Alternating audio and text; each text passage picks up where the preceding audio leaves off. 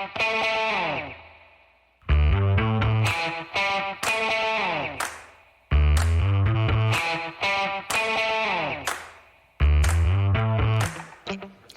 folks. Welcome to another episode of Film Study. This is Ken McCusick.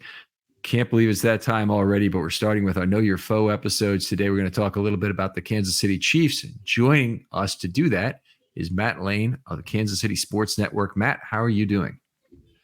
I'm doing good, Ken. Thank you for having me back. We know we did one of these last year for the playoff matchup coming up, and I was excited when you sent me a question, asked me if I wanted to come back on, because I love getting to come on, talk about little Chiefs to some other fan bases that might not be as familiar and stuff. And like you said, I can't believe it's time. Like, we've had college football's been going in the full swing right now, and then we got the NFL season less than a week away. It's like I'm ready for it. Yeah, so we've certainly waited a long time. It's been a long camp this year in terms of very hot here in Baltimore, and for the most part, anyway. And anyway, looking forward to a new Ravens season, another opportunity to wipe the slate clean from last January 28th in what was otherwise a great Ravens season. But let's talk about the Chiefs here a little bit. Talk about the offseason a little. Let's start there. What were the Chiefs' biggest moves aside from the draft? We'll get to the draft in a moment.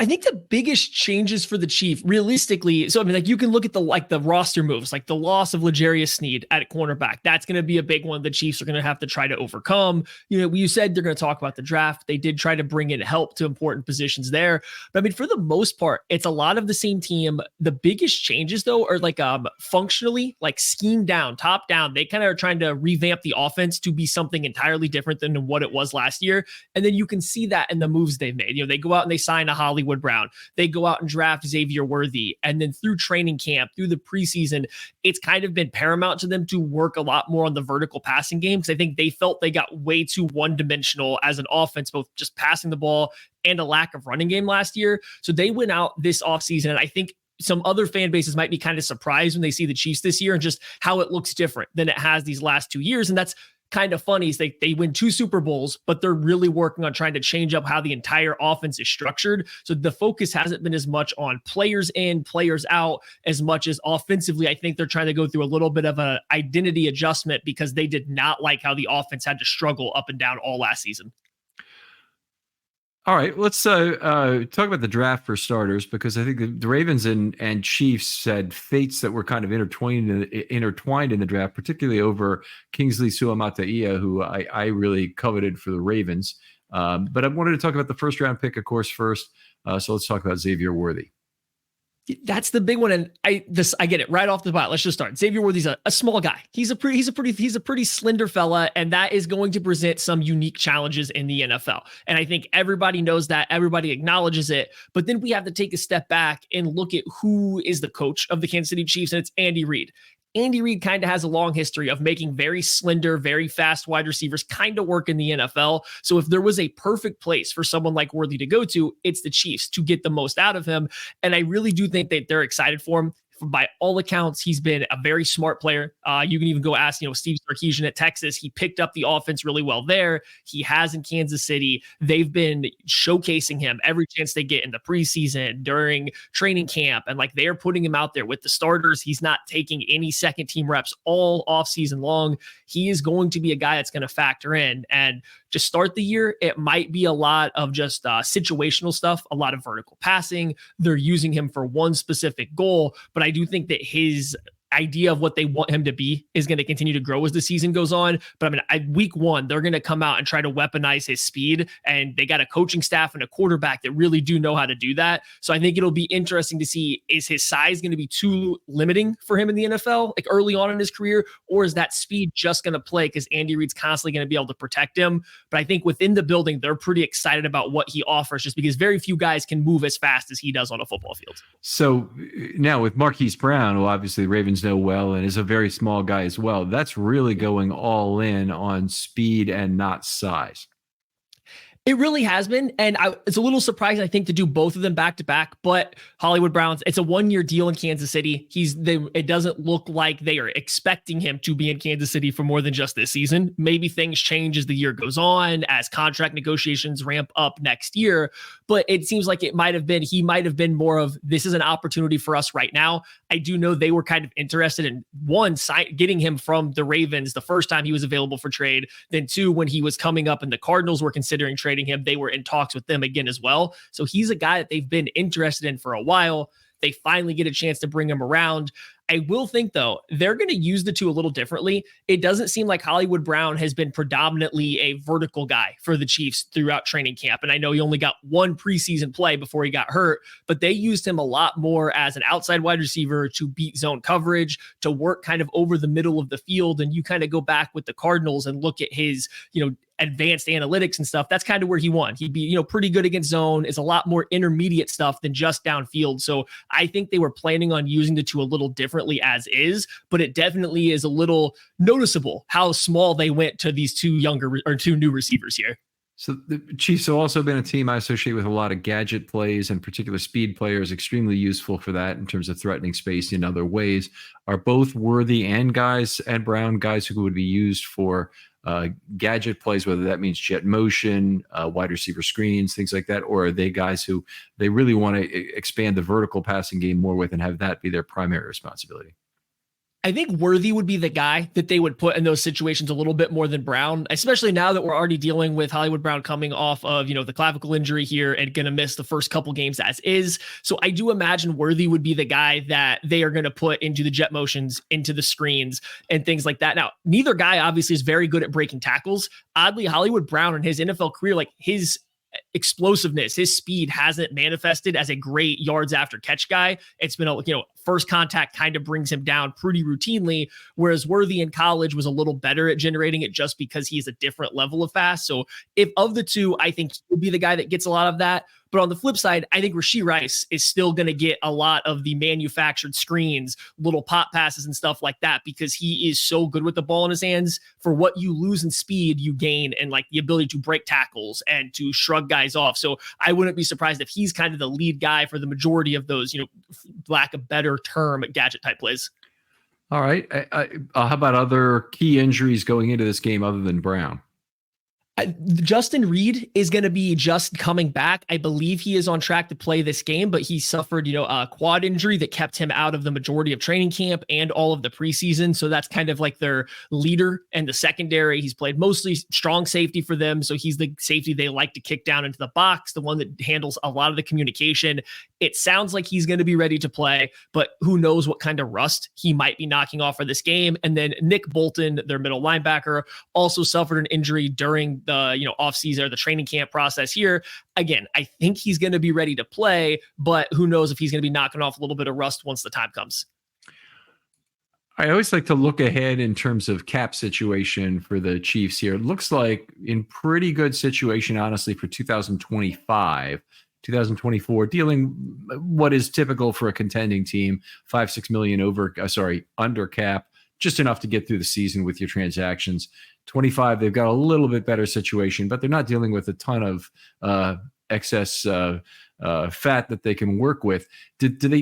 Are there some players that can be cut to create cap room next year?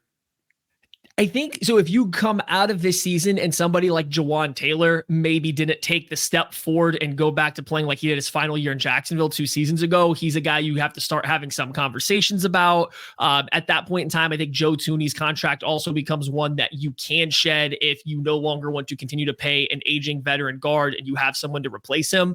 But outside those two guys, I think that's kind of the end of the guys that are getting a substantial amount of money that they might be able to move on from at that point in time without taking too much of a dead cap hit. They have done, though, overall, a pretty good job of, they're clearly trying to go for, the three-peat here. They're trying to go for 3 Super Bowls in a row. It's very much a win now ideology around the team right now, but they're not sacrificing the future. They're not going completely all in. They are not going to abandon the 2025, 6, 7 season because they're still going to have Patrick Mahomes. They're still going to have Andy Reid. They know there's always a chance to win the Super Bowl. So they're going to continue to kind of flirt along that line of, we're trying to do the best we can this year, but we're also always going to have that one eye to the future. So I think this is probably one of their better, going into 2025, will be one of their better cap situations that they've had over the past few seasons. Yeah, I always appreciate that as a season ticket holder, that my team is not sacrificing the future. And I really don't appreciate it to have people suggest that we got to win it now, because what it really means is you want to devalue my season tickets at some later point. You want to take that away from me. So anyway, I get very upset about that. Let's move on. Talk about the offense a little bit. Talk about Patrick Mahomes. What's different, if anything, about Patrick Mahomes coming into 2024? So and it's been more of a 2-year transition. I don't think than like just this past season, but here's a guy that starting his career, he could do whatever he wanted on the football field because not a lot of teams were ready for it. And then his teams got ready for it. He was just a little better than they were. They were able to throw the ball down the field. They essentially weaponized that deep over concept, the deep over route better than anybody ever had. And it took teams a while to catch up on how to slow it down. And then by the time they did, the Chiefs had more wrinkles, and here's Mahomes playing out of structure, kind of playing however he wants to play football, and it's working. And then they hit a few, speed bumps along the way, and he has to change his game. So we see the trading away of Tyreek Hill, and then they bring in these new wide receivers, and they just essentially play the most efficient brand of football you've ever seen and beat teams by 1,000 paper cuts. Then last year, they tried to go in and do the same concept, but the wide receivers aren't as good. Things just aren't going perfectly. Teams are challenging them to go back and winning different ways. And it took them essentially 18 weeks of the regular season to kind of figure out how to do it, but he got there. He started to understand what he did. So the biggest change I think you've gotten just over these past couple seasons from him is, I don't think there's one style of football that Mahomes has to play to win a football game. Whatever the avenue is to win a football game, when you put it on his shoulders, he's going to find a way to do it. He's going to, whether it's throwing the ball deep, it's using his legs, if it is going to be scrambling and making plays or taking the safe 5-yard pass over and over again, he is just at a point where he is seeing everything. He is doing what needs to be done. And the biggest thing that happened last year to him is he was mentally challenged by mistakes on his own team, not necessarily from him, but from a lot of wide receivers, from the offensive line. There was not a lot of assistance, and he got so very frustrated. And it was kind of crazy that the only time that really showed up for everyone was in the Buffalo Bills game, like after the game, because he was frustrated all year long, just at his wit's end with some of the stuff going on. And I think that was a big part of coming into this year. They knew they had to get some help. He wasn't going to just mentally be able to handle that for an entire, maybe he could, but they didn't want to make him handle that again for an entire season of stuff like that. So I think he's just at the point right now where they feel like, hey, he's going to make a lot of stuff work, but let's give him some help to do it. So not everything's on his shoulders, even if he knows how to figure that out.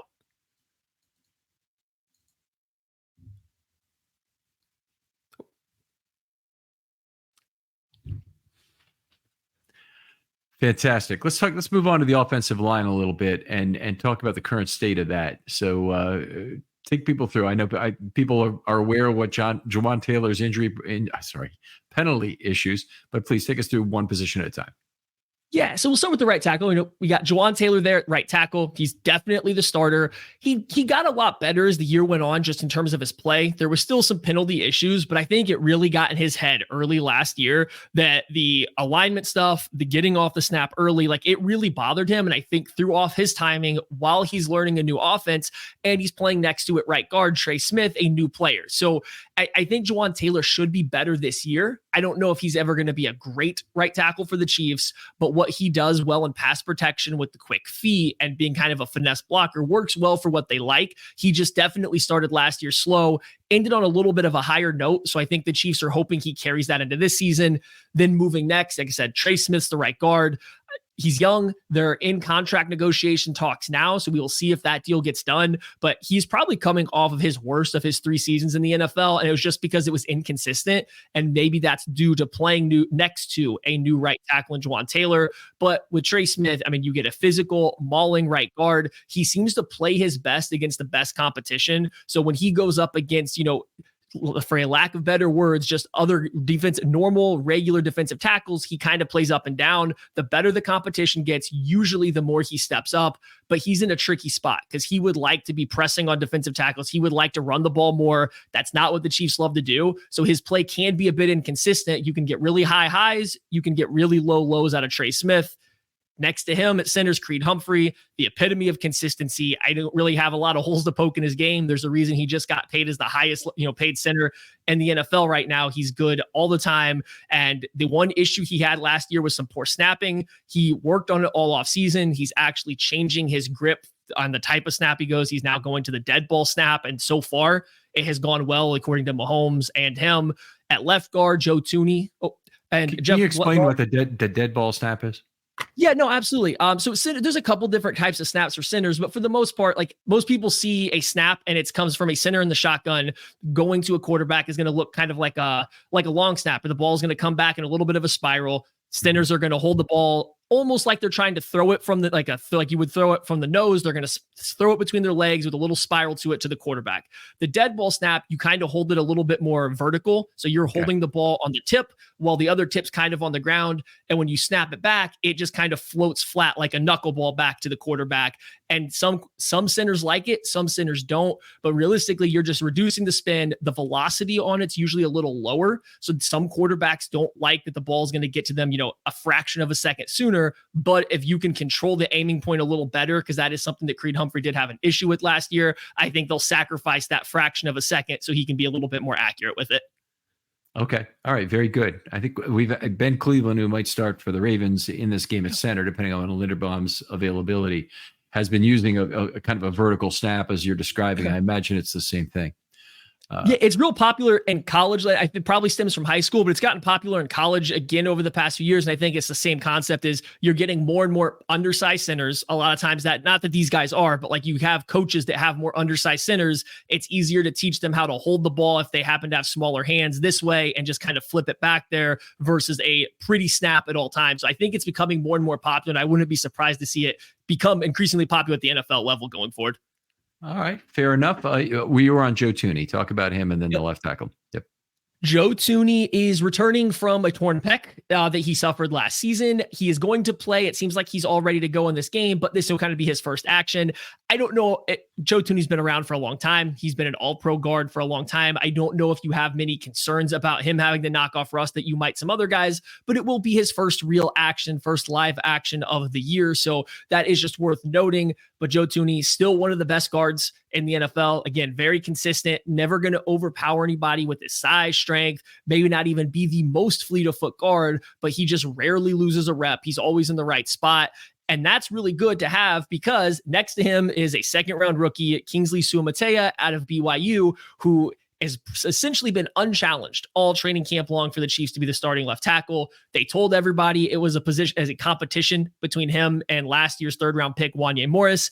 It was never really a competition. They wanted Kingsley to win this job from the get-go, but he also played himself into it. And if you kind of watched him the first week of training camp, and then you watched him the last week of training camp or in the preseason, you could see he was getting a lot better. He was improving relatively rapidly. And that's been all the things that Andy Heck, the offensive line coach, or Andy Reid have said is you teach him something, he retains it, he uses it. He's not a guy that you have to go over with stuff multiple times before it starts to translate to the field. So they know there will be growing pains. I just think they feel like by the end of the season, he will be at a point that is very acceptable for them and probably an improvement over what they had last year in Donovan Smith. All right. Now, Suamataia, an interesting, I have a different pronunciation of it. That's okay. He's a different, he's a player that's intertwined with the Ravens. The Ravens wanted him. I wanted him for the Ravens, even in the first round. But Nate Wiggins was available. That pick made a lot more sense. Yeah. But at 62 and 63, the Ravens and Chiefs were again drafting back to back. The Ravens drafted Roger Rosengarten out of Washington. I don't know if he'd been the fallback position for the Chiefs at that pick or not. But Suamataia would have been the guy I definitely would have wanted there. Can you kind of handicap this for me a little bit? Suamataia, a bigger, lengthier player. How has his anchor looked so far in the preseason? So I want to start real quick with like the draft night. It was really interesting to me that the Ravens went the Rosengarten path. And then there was like word coming afterwards that the Chiefs also may have, and I can't say this is for sure or not. I said, I find it a hard pill to swallow that they would have liked Rosengarten more than Suamatea, but both teams, the Ravens and the Chiefs, generally like bigger, longer offensive tackles. So just hearing both teams potentially having Rosengarten higher was a little surprising to me, but a lot of good play on him and on film from him at Washington. So we will see how those picks pan out going forward. I just thought it was interesting that both these teams that predominantly like big, long offensive tackles were considering a guy that has a little bit shorter arms and a different profile. And then on to Kingsley.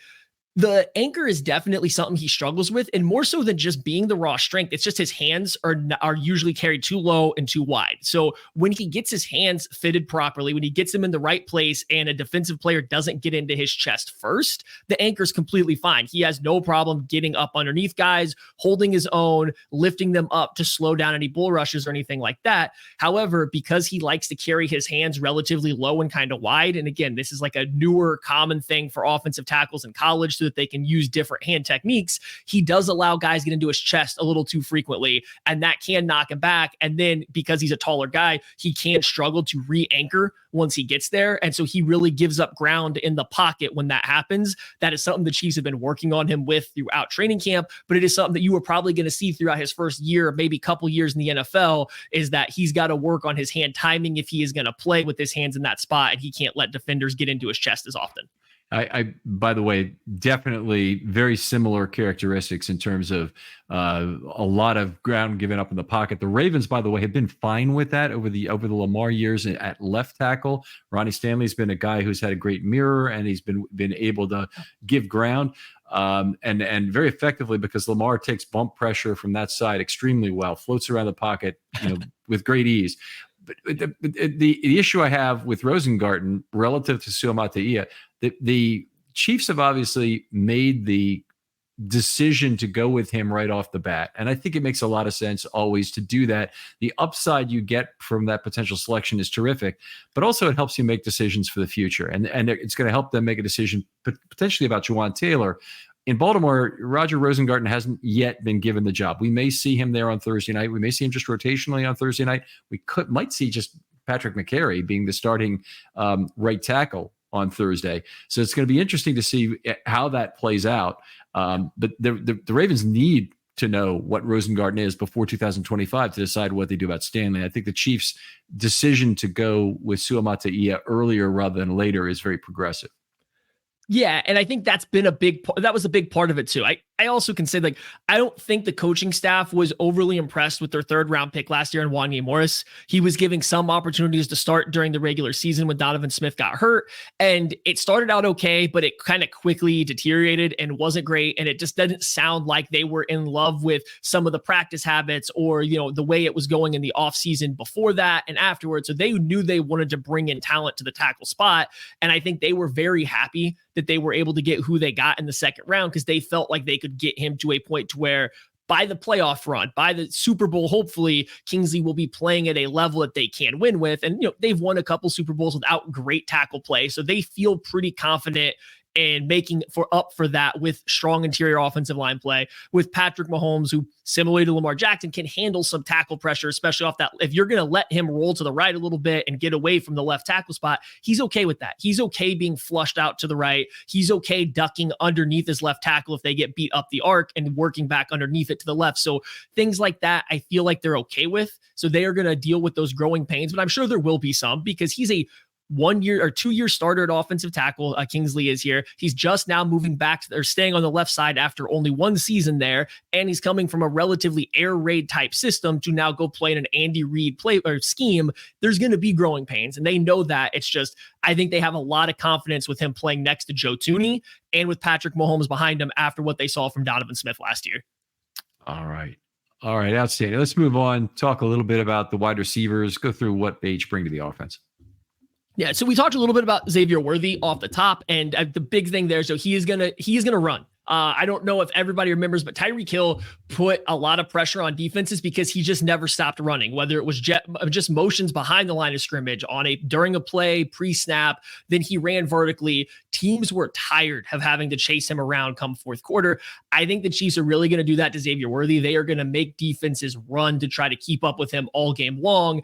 And yeah, teams will get physical with him, but that one time that you maybe slip up, the one time you maybe miss a bump or anything like that, he does have the kind of speed that is just gone and breaks recovery angles from safeties and stuff. So I am intrigued to see how the NFL responds to his speed, because last year teams were kind of daring the Chiefs to throw the ball downfield because they were really bad at it. And this year the Chiefs want to be better. I am going to be interested to see how all teams, but especially the Ravens in week 1, decide, are they going to challenge the Chiefs to throw it vertical again? Is Kyle Hamilton going to routinely be coming up to the box? Will they give a few more open windows downfield to try to close down the middle of the field intermediate zones on Travis Kelce, on Rashee Rice, who made up the entire offense last year? So that's going to be the biggest thing I want to see from the get-go. Yeah, I think just to address that for a second, I think one thing that the Ravens did very effectively last year for all the regular season anyway, and through the first playoff game, was to show a too-high shell, and it really made the job easier for a lot of their underneath cornerbacks. This side, this year, the underneath cornerbacks are very talented. I think they'll stay with the too-high shell because it's good, but that also means that Hamilton on the majority of downs will probably be the slot corner, which has tremendous impact on the strong side of the field in terms of tackles getting broken and that getting taken away. Do you think the Chiefs have a specific way to attack that? They're going to have to. Hamilton coming off, the bringing pressure off the slot, off the edge in that playoff game last year was a big problem for them. That was one of a couple of the few times that Patrick Mahomes got by a defensive play call last year was against the Ravens, against a Kyle Hamilton making some plays and coming off the edge. So they're going to have some answers for what he is able to do there. I know last year they were able to kind of figure it out. The offense really kind of stunk after the first couple drives. This year, though, I think they're going to be relying on the speed of a Worthy.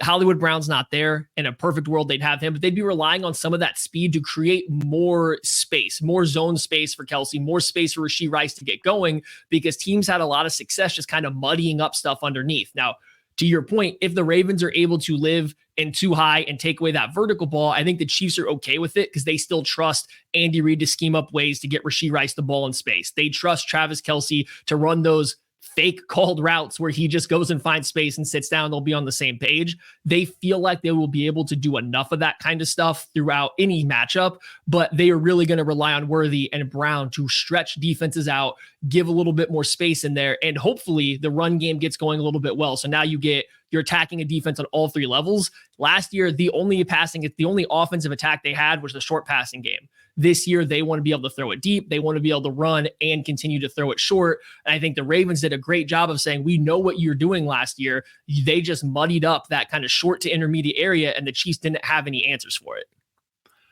All right, let's move on to the running backs and Isaiah Pacheco. Actually, let's talk tight ends first before we go to the running backs. Yeah. So Travis Kelce's the guy. It's week 1, so I think overall throughout the regular season, Travis Kelce is going to see less usage. He is going to be used on third downs and pivotal moments, but I think this will be the year where the Chiefs really try to cut back on some of how much they've relied on him in the past. Now, it being week 1, I don't know if that's the case. And really with the Chiefs starting with the Ravens and then the Cincinnati Bengals back-to-back, maybe they do kind of play those 2 games as not must wins, but they might not just think that they are throwaway regular season games that they can use to tune up for the playoffs, given it's 2 teams you expect to be in that number 1 seed race. So you could still get, a full on Travis Kelce usage and performance. But if not, let's say they don't, let's say they are resting him. They have bolstered a tight end room. They have Noah Gray, who's going into his 4th year, who's been a very good second tight end for them. He does a little bit of everything, a little bit of a pass catching. They move him around as an H-back. They use him in line a little bit. They draft Jared Wiley out of TCU, a supremely athletic tight end that can stretch down the middle of the field. I don't know how much he's going to play early on. He does struggle with physicality a little bit coming from the Big 12, being a 6'6", but only 245-ish pounds. So he can be gotten by physicality, but they also went out and traded for Peyton Hendershot from the Dallas Cowboys. Not a massive player, but a guy that is willing to work in line as a tight end. So like they did last year, the Chiefs will go 13 personnel a decent amount. I think they were one of the top 5 teams in terms of how often they went into 13 personnel. They were very effective out of it down the stretch last year. So I wouldn't be surprised to see them dip into that as well, just because they have made sure they have a stable of tight ends that they feel like they're all capable of being on the field at any given time. Without going into this in any greater degree, I'll just say it's been absolutely evident at camp in terms of how the Ravens have prepared for this game that they are keyed in on Travis Kelce having a pretty significant role. Yeah, no, they should. Every team really, really should. And I think, like I said, with the first 2 weeks being the significant AFC, contenders for the number 1 seed, he might come out and play his traditional 80-85% of the snaps. But once we get, at the end of the regular season, I wouldn't be surprised if this is one of his just lower usage seasons compared to the past. I mean, he's getting older now. He had the knee injury to start last year's regular season. They really didn't wait until the playoffs to ramp him up. I wonder if they don't just continue to go that route to preserve him a little bit for that stretch run, but to start the season healthy this year for him, which is key, and it being the Ravens followed by the Bengals, he might just come out on fire right away. And I think the Ravens would be very smart to go ahead and game plan for that rather than get caught not prepared. All right, very good. So running backs, Isaiah Pacheco, who joins him in the backfield this year? So Isaiah Pacheco is going to be their lead back.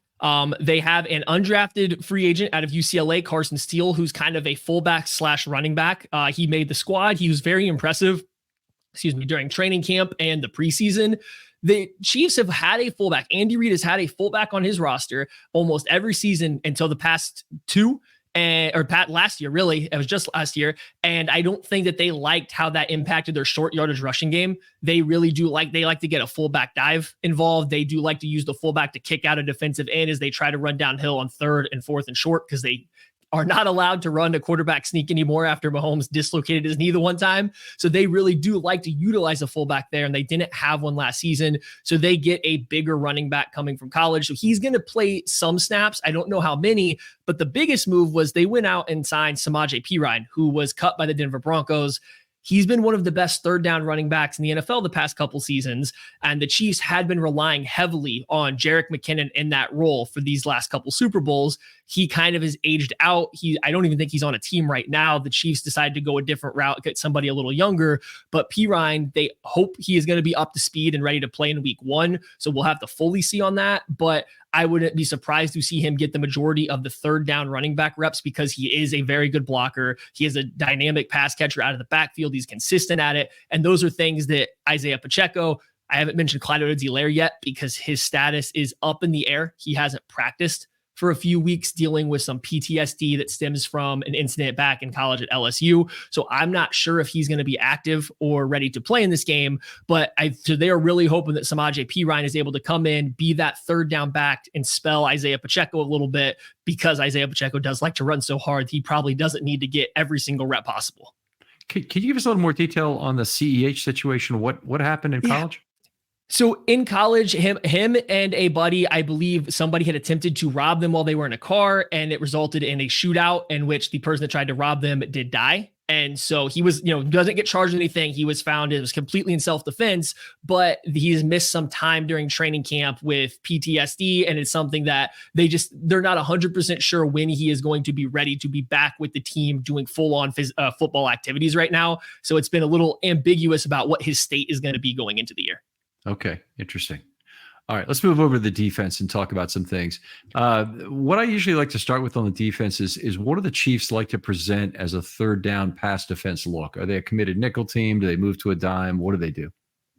So it's going to really depend on down and distance, but in the past, Steve Spagnuolo has wanted to get as many defensive backs on the field as he can, as often as he can. And then because they have had such good slot defenders, whether that's been a safety or Trent McDuffie playing as a nickel corner, they can go with some very exotic pressure packages. So they're going to show you all these different looks. You're not really ever going to be sure who's going to be rushing and who isn't, but they want to get as many and 3rd down, get as many defensive backs out there as we can. They're going to move Chris Jones around to find his preferred matchup along that offensive line, whether that's him outside at the end, whether that's him at nose tackle, him as a 3 tech. They'll move him around. They're going to try to scheme up the pressure pressure looks to force pass protection to give Chris Jones a one-on-one, and they might bring pressure with it. They might not. But the whole goal is to kind of speed up the opposing quarterback and then give Chris Jones his ability to win that rep for them.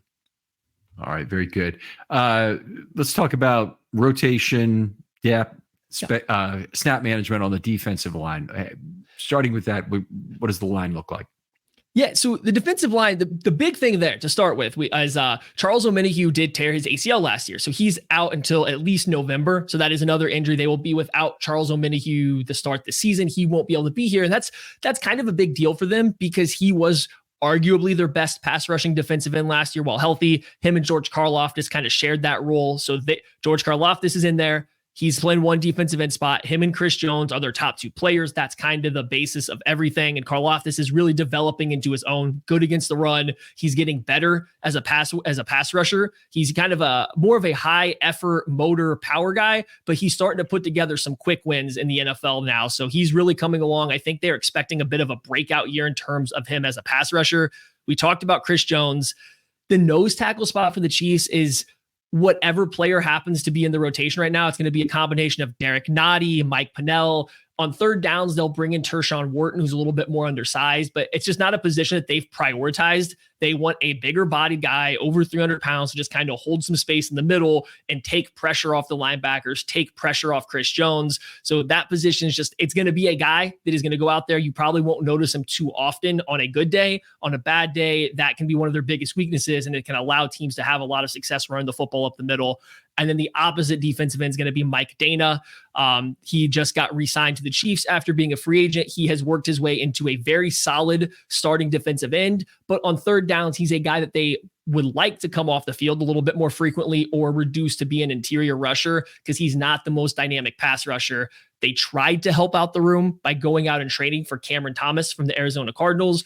We'll see how much he plays. You know, being a new addition to a team, he might not play a ton, but it's also a pretty thin defensive end room without Charles Omenihu. Second-year pass rusher Felix Anudike-Uzomah has not been overly promising. He was playing deep into the second and third preseason game against, third stringers and stuff. And he wasn't taking over the game. So I think they felt like they needed to go out and get some help for that position. So Cameron Thomas will also probably get some run as the kind of the third or fourth defensive end, even in this week 1 game. For other people out there, the reason I reacted to that, if you're playing towards the end of the last preseason game in particular, usually means you're going to be cut. But if with a player like that, he's not going to be cut. They're dissatisfied with his play. Not good. Okay, so the Ravens tackle certainly one of the real question marks about this team, and having honestly, it's not just the tackles; it's the entire offensive line. So having a not the highest end pass rush opponent is probably a good thing. Talk about the off-ball linebackers now and what they do. So the Chiefs lose Willie Gay to free agency this past year, but they bring back Drue Tranquill. So your starting linebackers are Nick Bolton, Drue Tranquill, and Leo Chenal. They were all here for Kansas City last year, and Steve Spagnuolo, like he's going to do a lot of stuff. Like a lot of it comes down to just Spags is really good at his job, and he finds a way to put these guys in the proper spots for their skill sets almost all the time. Leo Chenal is rarely going to be lined up in coverage against anybody who's significantly more athletic than him, unless it's a running back working out to the flat that he just has to mirror.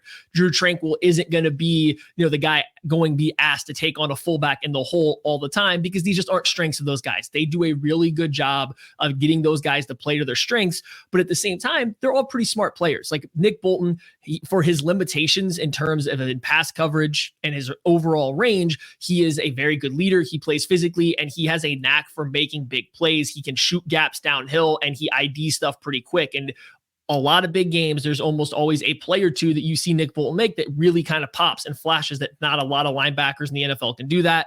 Drue Tranquill's, I think, a little bit more consistent overall than Bolton is, and that's why I think they were very happy to have him come back. So overall, it's a solid group. It's a good group. They might be missing the complete athletic freak that was Willie Gay a little bit, but he was also easy to take advantage of by play action, by misdirection, because he was very much a see ball, get ball kind of linebacker. So I don't know. They might even be a little bit more schematically sound with these three guys that they have in there now. Really love Chenal coming out of the draft in 22. and two down thumper. I would have called him. I mean, he's 6'3", 250. So you rarely see that kind of a size currently. Trend is much smaller inside linebackers. Shenault looks to me like the kind of player who would at least put up a challenge to Derrick Henry in terms of level 2 first contact opportunities and whatnot. Tremendous drive-through tackler in college. Talk about his play a little bit more, maybe. Yeah, no. So Shenault is very good at that. And the Chiefs do a great job of keeping him near the line of scrimmage. So a lot of times last year when he was the fourth linebacker, he was kind of the guy rotating in more. He would come in for certain looks, like when they would go to a 3-3-5 presentation. So 3 defensive linemen, 3 linebackers, 5 DBs. He would be a linebacker, but he would play as an overhang. So almost he would be lined up just like a defensive end or an outside linebacker, and they would trust him in that role. Or they would have him stepping up into the A gap, but standing right on the line of scrimmage, and they're just trying to let him get going downhill. They're keeping him as close to the ball as they can, reducing how often he's in space, because I had mentioned that maybe Drue Tranquill doesn't, want to be taking on every fullback. Leo Chenal does. He has no problem taking on fullbacks, pulling guards. You can send, if the run fit has him taking on a tackle or a guard, I don't think the Chiefs feel like they are at a significant disadvantage in that situation, because he is just very powerful. He is able to shed blocks or at least hold his gap very, very well. And then, yes, as a tackler, he is a good, strong tackler. He will drive through ball carriers. So does Nick Bolton. I may not be as high on Nick Bolton as some Chiefs fans are, because I think there are limitations to him in space. But as far as tackling goes, he is very good also at running through the hip of a ball carrier, getting them to the ground, and he gets to the point of contact with some force like Shenault does. So those two guys do make them a pretty good tackling force in the middle of the field. All right. And let's talk about the secondary. And I go back to that January 28th game, and the Chiefs very effectively put that game in the hands of their cornerbacks, and that was, for my money, that's what won them the football game. Talk about this group, and I know Snead is gone. Snead had a fine year last year, but a lot of penalties. Yeah.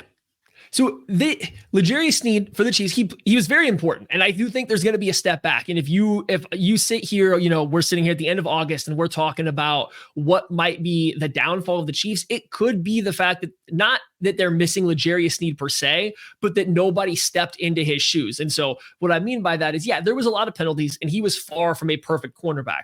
However, a lot of his penalties were, shorter variety. Yeah, he gives up first downs on them, but he wasn't getting beat. And so if the difference is he's allowed to go press a wide receiver for an entire game and has to sacrifice 1 or 2 penalties early in the game, 5-yard penalties, that maybe one's a first down or something that they wouldn't have had.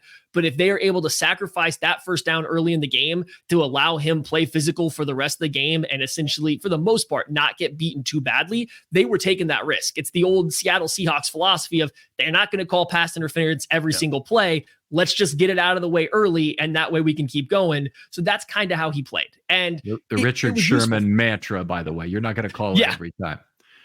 Yeah, exactly. And so that's how Snead played. It was very good for the Chiefs, but now he's gone. So they will have to figure it out. And the issue isn't that they don't have somebody as talented as L'Jarius Sneed. Trent McDuffie's now their cornerback 1. I would have argued he was their better player last year as is, even though they played slightly different positions. Now he might play outside a little bit more than he did last year. It might not just be in base defense where he's playing outside. They might keep him outside at times and let somebody else step down into the slot. But that is it's a different size profile. Trent McDuffie is a lot smaller than L'Jarius Sneed is. He's not quite as physical, even if he might be a better overall player. The issue is across from that. Now you're going to have Joshua Williams and Jalen Watson, who both played plenty last year, but now they have to play. Or Najee Johnson, who's returning from an ACL injury, has to overtake one of those guys. He's been with the Chiefs for a couple years. He was going to be in competition for their 3rd cornerback spot last year until he got hurt. So they have guys they're familiar with, guys that have played at high levels, that have won Super Bowls and played important roles for them. But now they can't rotate corner 3 with Williams and Watson. Those 2 guys are going to have to be on the field a ton. So that's going to be something worth monitoring. I guess I'm a little surprised to hear you talk about Williams being a rotational player. To me, I mean, okay, that's if you got 4 great corners for 3 spots, no problem. I'll rotate Joshua Williams. But to me, Joshua Williams clearly a starting cornerback in this league. And so It's for him, it's really interesting because there is high end potential there. Like he has the physical traits, the size, and the ability to be a starting corner. But the issue that has come up with him through his first 2 years in the NFL is there's just a few coverage lapses, a few breakdowns in coverage that seem to be not, I can't directly say without being in the room that they're on him, but they seem to be involving him and somebody else more frequently than other guys. So for that reason, when Jaylen Watson is healthy, he was the guy that usually got the nod for the most part over Williams. Now, they both split snaps. They both are going to play, but when both are healthy, they seem to lean on Jaylen Watson a little bit more because I think he just kind of had a better grasp of the overall defensive scheme that Spags wanted to play, probably a little better in zone coverage, and the Chiefs like to run a fair amount of zone coverage to help protect those guys. But this year, they're both going to be out there, and hopefully Williams takes that step. He's been the one that's been healthy for the majority of this offseason. The other guys, Watson's missed some time. Najee Johnson's returning from an ACL injury. So hopefully Joshua Williams is ready to take that step. But so far, he has been unable to win and secure, like for sure, that cornerback 2 spot. It's been a competition for 2 years running now, and Watson had traditionally been winning it over the past 2 seasons. Stick with Williams for 1 second with me. Does he have any problem finding the football in the air? I see over 300 coverage snaps, no interceptions, two touchdowns allowed, which is that you'd live with that any day of the week. Yeah. But in terms of finding the ball in the air, the Ravens have Jalen Armour-Davis, who's been a guy who has been able to run with wide receiver, just he can't ever find the ball in the air, which means he often overruns the play late. What's Williams' problem with regard to ball production? Yeah, it sounds like the same concept. Is he can be in position very well, but when it comes time to start hand fighting, turning his head, and then locating the ball, that's not where he's been at his best. He does a lot better when he just face guards a wide receiver, doesn't try to find the ball, plays their hands, and just tries to impact the catch versus playing for the football himself. And so he's gotten by with that. But teams every now and then will challenge him, and it has not always looked great. So yeah, when he has to turn and find the ball vertically downfield, that has been a little bit of an issue for him. But he's learned for the most part to play the receiver and not the ball unless he's in a perfect position. And it's crazy because Trent McDuffie kind of has the same issue. Now, his is maybe arm length issue, seeming he has some of the shortest arms for any cornerback in the NFL. Jaylen Watson a little bit has that issue, but I think he's broken the mold a little bit. The Chiefs don't have great ball production out of their cornerbacks. Even L'Jarius Sneed didn't have great ball production, especially compared to like his rookie season. He started off really hot in terms of getting interceptions, finding the ball, but it slowed down. And at any time you listen to Steve Spagnuolo or Dave Merritt, their defensive back coach talk, they talk about ball production. They talk about ball disruption. It's just never been something that Chiefs cornerbacks in particular have ever excelled at kind of under those two guys. All right. Great stuff here as you've taken us through the offense and defense. Let's talk about how the Chiefs respond to the Ravens in this game. So the Ravens present obviously some offensive challenges for any team with Jackson, Flowers, Andrews, and now Derrick Henry. How do you see them attempting to defend them differently than they might another opponent? This is a tricky one because for under Steve Spagnuolo and even Andy Reid, you can go back even a little bit farther to get some Derrick Henry stuff in there.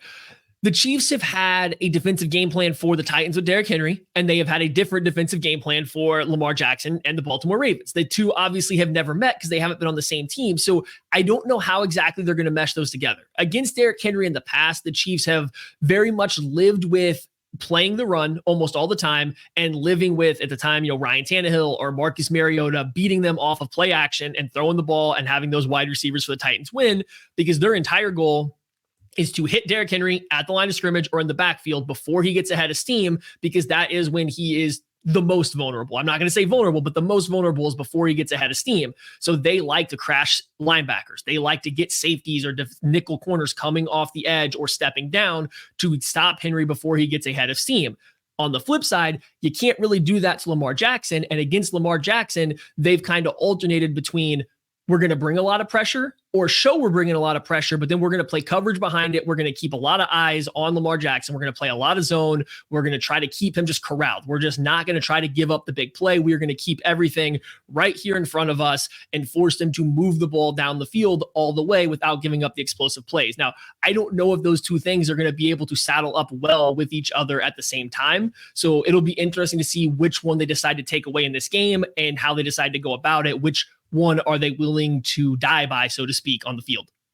It's really interesting discussion of those two philosophies against those players, because I think that the threat of the Jackson Henry mesh point will make or break the Ravens season. And I'm actually kind of lukewarm on the transaction. In terms of, I don't like spending money on a running back, period. Lamar's, created the greatest running game in NFL history with a bunch of guys who are not the, Hall of Fame candidates. And if their success rates are off the charts. We look at what Henry did last year. You're absolutely right on the money that he got hit behind the line of scrimmage a lot in Tennessee. So people are keying on him, and they could do it effectively with Tannehill at quarterback. But I think the key has got to be they can't go all the way into the mesh. It has to be the threat of the mesh, which causes more downhill read steps from those linebackers and creates that play action opportunity. That will be where the Ravens live or die this year is can they really leverage Jackson and Henry into a lot of play action success? For sure. And something the Chiefs are pretty good at. George Karlaftis and Mike Dana, their two defensive ends, are both very good at handling some of the option stuff, handling the mesh point and quarterbacks pulling, or even just straight play action where they get left unblocked or blocked and released. Those two guys at defensive end are very good. They stay home and then pursue once they get a good, clean read. So they are one of the better teams, I think, in a defensive end spot at handling something like that. But against two players as dynamic as Henry and Lamar Jackson, you can't be a second late. It'll still cause an issue. I wouldn't be surprised either to see the Chiefs throw, especially early in the game, a fair amount of run blitzes out there. They've always done that with Nick Bolton, and we talked about Leo Chenal a little bit. They will get those guys going on early down blitzes with the entire goal is just to kind of muck up the run game. They will probably live. Now, this is easier when you had L'Jarius Sneed out there too and not playing both Watson and Williams, but they will live with some of their one-on-one coverage or a guy lacking in coverage to send a run blitz out there to try to clog up some stuff. So I wouldn't be surprised to see that early in this game either, to try to put pressure on the Ravens to win this game through the air, which we know they can. It's just for the most of their meetings, the Chiefs have done a pretty good job against the passing attack. It's been when they get pushed around that they kind of start to struggle a little bit more. All right. Outstanding stuff. Give me one player on each side of the ball for the Chiefs that you think matches up well against the Ravens. I don't ask for score predictions on this show, but I always like to hear that. So I think Rashee Rice is going to be the guy for me. And I think we kind of were getting this direction earlier when you said that, the Ravens were planning a lot for Travis Kelce, and they trust their cornerbacks. It's a very good cornerback room, right? Like it's a lot of talented guys out there. They are going to let those guys go out there and play. If they're going to keep the safeties up top and try to protect against the deep ball a little bit and pay attention to Travis Kelce, Rashee Rice could be the guy that gets a little bit lost in the shuffle. And then you add in the fact that Andy Reid's good at scheming stuff up. I know that Patrick Queen had his ups and downs with the Ravens, but that was a very athletic player that is having to be replaced now. So you are losing that guy in the middle of the field next to Roquan Smith. So they might be able to find some space or manipulate some space for Rashee Rice to get going. And when he catches the ball on the move in particular, he is very deadly with the ball in his hands. So I think the goal of the Chiefs this entire year is, they want to hit some deep stuff over the top, but they really want to create space for guys like Kelce and guys like Rice to get going. And I think this might be a game where you see Travis Kelce, teams want to shut him down, that Rashee Rice could be flying under the radar still a little bit. All right, very good. How about on the defensive side? On the defensive side of the ball, I'm going to go with Trent McDuffie, just for the simple fact that he's kind of going to be changing positions now. If they play him outside more frequently, he is going to be the clear-cut cornerback one. And I don't have an issue with that necessarily, but he's been so good in the slot throughout his career. I don't know if I like the idea of moving him out of that spot in particular. And in this game where I expect the Chiefs to blitz a fair amount, we already talked about the dangers of Derrick Henry and Lamar Jackson, at the mesh point and both being potential runners. I kind of like the idea of keeping Trent McDuffie in the slot because he is such a good run defender. He is such a game changer from that spot. And then when he is in coverage, him and Zay Flowers, when they get matched up on each other, that's going to be a fun matchup. I think it's two guys that both have similar body like movements. They move similarly. They're very quick. They're very fluid. They're able to get in and out of breaks very quickly. So he might kind of be a key cog in slowing down Flowers a little bit, but then also when he's in the slot, using him as a weapon to kind of disrupt the running game or the play action game. Do the Chiefs chase with their corners usually, or travel with their corners, or do they generally just play a set left corner, right corner, slot corner? Last year, L'Jarius Sneed got to the point to where they did let him follow essentially big matchups. So he did follow matchups last year a lot, where then Trent McDuffie stayed predominantly in the slot when they went nickel, and then whatever the third corner was at the time went opposite of L'Jarius Sneed. I don't know if they will continue to do that this year without L'Jarius Sneed and with Trent McDuffie, especially because I don't know how they are going to handle the slot versus outside reps. Coming into the year, the idea was Chamari Connor, their third safety, was going to play a lot more in the slot because he flashed some in that last year. But with the injury to Justin Reed throughout the training camp, they didn't really get the opportunity to go out there and play a ton of the three safety looks. So we're a little in the unknown of how they are going to handle the corner rotation. I would think, though, if they are going to follow number one wide receivers, Zay Flowers is a matchup for Trent McDuffie that you would feel confident letting him follow, whereas you maybe go to another bigger wide receiver like a Jamar Chase. That's probably not where you want to put the smaller Trent McDuffie on him. So it could be matchup dependent a little bit more than it was last year when Sneed kind of followed whoever he chose to. Okay. And who's the best choice to cover a good route runner? Would that be McDuffie also, or would it be one of the other guys? Nah, it's definitely Trent McDuffie.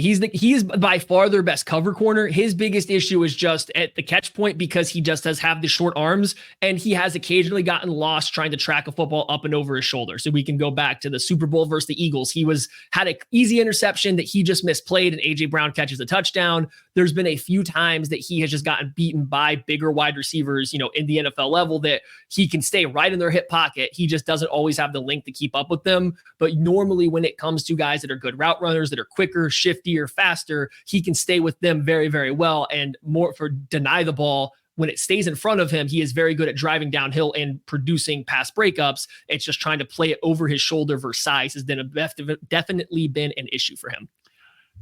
Outstanding stuff, Matt. We appreciate you taking us through this. And why don't you tell people, first of all, where they can find your work, and then also if they want to talk football with you or ask you a question, where they can contact you.